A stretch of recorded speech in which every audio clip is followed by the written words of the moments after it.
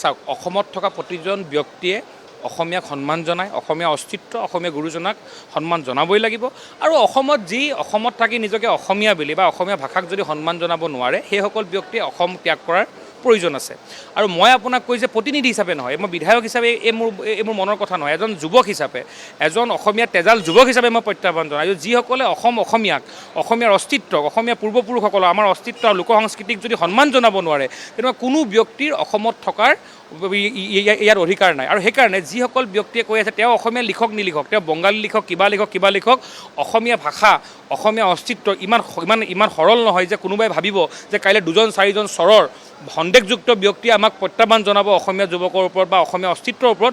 মই ভাবোঁ তাৰ পৰা কোনো শংকিত হ'বলগীয়া একো নাই। কিন্তু আটাইতকৈ ডাঙৰ কথা, ইয়াৰ লগে লগে শংকিত হোৱাৰ পৰিৱৰ্তন হোৱাৰ লগে লগে আমি এই কথাটো বুজিব লাগিব যে আমি উঠি অহা প্ৰজন্মই এনেধৰণৰ ব্যক্তিসকলৰ ওপৰত আমি দৃষ্টি নিক্ষেপ এইটো কাৰণে কৰিব লাগিব যে তেওঁলোকে কেৱল আজি যিটো ভাবক, যিজন মানুহে নিজকে অসমত থাকি অসমীয়া কথাক নস্যাৎ কৰিবৰ কাৰণে সাহস কৰিছে, তেওঁলোকে এদিন আমাৰ সত্ৰ মাটি দখল কৰিবলৈ এইটো কুণ্ঠাবোধ নকৰে, আমাৰ অসমীয়া ভনীজনীকো ৰঙা চকু দেখাবলৈ কুণ্ঠাবোধ নকৰে। আৰু আপুনি যোনটো সংগঠনৰ কথা কৈছে, মই মোৰ আজি 36 বছৰ 37 বছৰ বয়সত এনেকুৱা সংগঠনৰ নামেই মই শুনা নাই।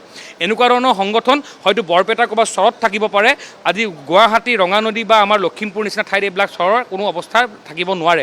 মই বাৰে বাৰে কৈছোঁ, এই কথাষাৰ, এই যি উত্তৰ, এই কোনো বিধায়কৰ উত্তৰ নহয়, এজন তেজাল অসমীয়া যুৱক হিচাপে কৈছোঁ।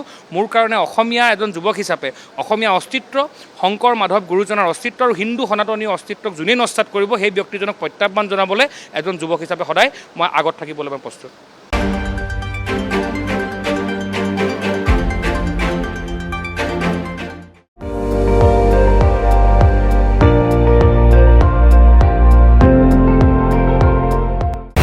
আপুনি চাই আছে ND24, সৰ্বশ্ৰেষ্ঠ নহয়, সৰ্বোত্তমৰ দৌৰা।